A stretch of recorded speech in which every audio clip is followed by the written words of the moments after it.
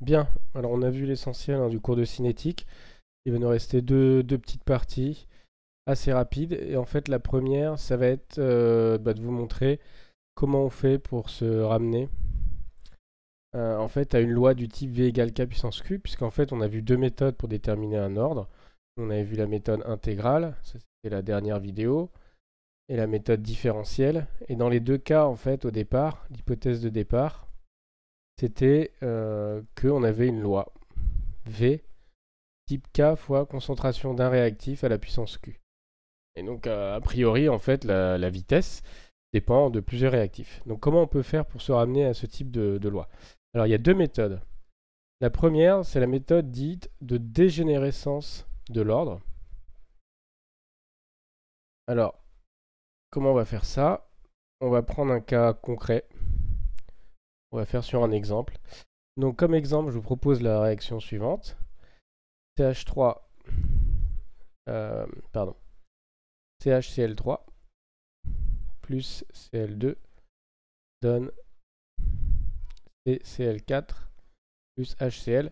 Ça, c'est ce qu'on appelle la chloration du chloroforme. Ça, c'est le chloroforme, CHCl3.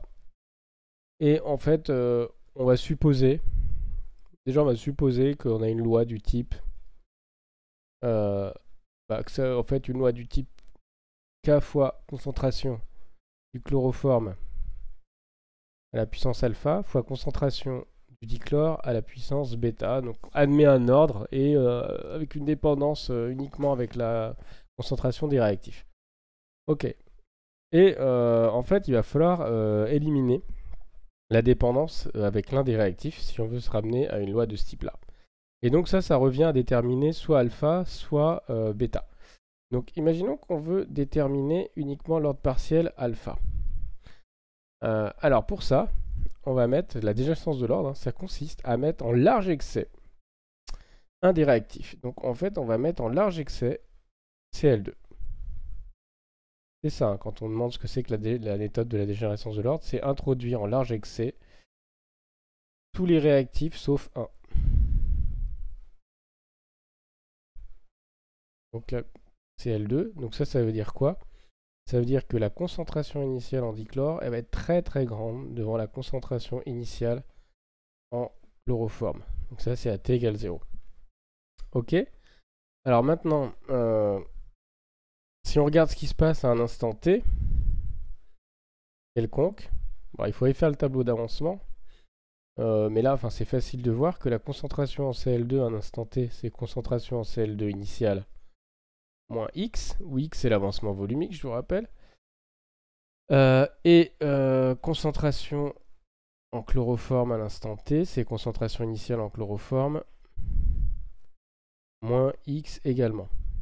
Je vais continuer derrière sur une autre diapo. Or, X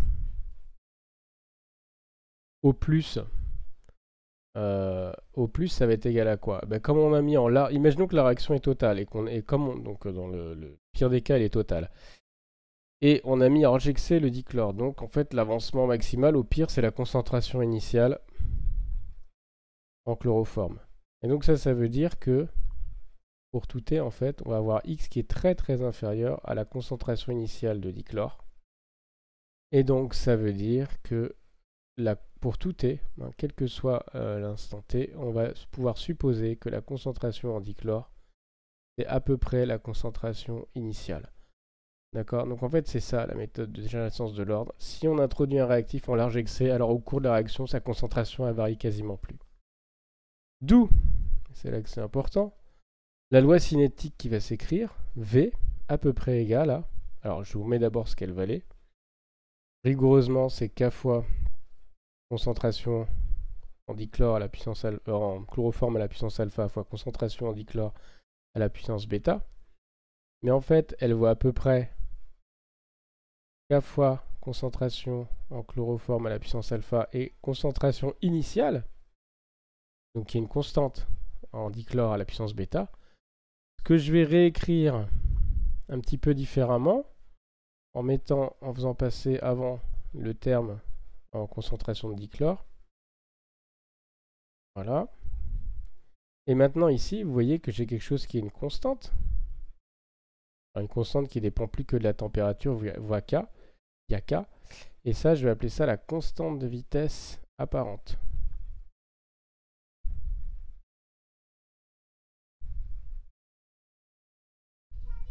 Ok. Et donc, en fait, V, ça va s'écrire à peu près constante de vitesse apparente fois concentration en chloroforme à la puissance alpha. Et donc, on s'est bien ramené. Vous reconnaissez en fait un cas du type V égale K à la puissance A. K fois la concentration de A à la puissance Q. Ok? Donc voilà, en mettant large excès tous les réactifs sauf 1, et bien en fait, si on a une loi de vitesse qui dépendait que de la concentration des réactifs, elle va plus dépendre que du réactif qui est en défaut par rapport aux autres. Alors, petite application pour voir si vous avez compris. Donc là, j'ai trouvé alpha. La question maintenant, c'est comment déterminer bêta. Réfléchissez comment on fait pour avoir bêta. Ok, moi je vous donne la réponse maintenant. La réponse, elle est simple, hein. On va refaire exactement la même chose. Donc on va faire on va appliquer la dégénérescence de l'ordre. Mais, cette fois, on va mettre l'autre réactif, c'est-à-dire le chloroforme, en large excès. Donc on va introduire largement plus. Alors largement plus, il faut qu'on prenne au moins un facteur 10 hein, de chloroforme initialement que de dichlore. Et là, ça permet d'avoir bêta. On aura bêta de la même manière, hein, en faisant une étude cinétique de la loi effective, en fait, la loi cinétique effective. Puis, en fait, on peut avoir l'ordre total Q égale alpha plus bêta. Et puis, on peut même remonter à K. Là, je vous renvoie à un TD. Ça sera le premier exercice, je crois, du TD. Ok, donc première méthode, dégénérescence de l'ordre. Donc, introduire tous les réactifs en large excès sauf 1. Et à ce moment-là, on va pouvoir déterminer l'ordre partiel par rapport à ce réactif-là. Deuxième méthode, pour se ramener à une loi du type V égale K fois concentration de A à la puissance Q. Donc c'est 4. C'est quoi? C'est 4, 3, 2. Alors, c'est la méthode du mélange stoichiométrique. Et je vais vous la présenter sur le même exemple que précédemment. Alors, la méthode du mélange stoichiométrique va me permettre d'obtenir l'ordre total. Ça permet de déterminer l'ordre total de la réaction. Donc c'est un peu moins puissant que la méthode de dégénérescence de l'ordre, qui permettait d'avoir les ordres partiels et donc ensuite l'ordre total. Alors comment on fait? Je vais réécrire la réaction donc, entre le chloroforme et le dichlore. Voilà. Et je vais dresser un tableau d'avancement. Et alors ce qu'on va faire, le mélange stoichiométrique, je vais expliquer ce que c'est un mélange stoichiométrique. En fait, un mélange stoichiométrique, ça consiste à introduire initialement. Alors, je vais dire mélange stoichiométrique.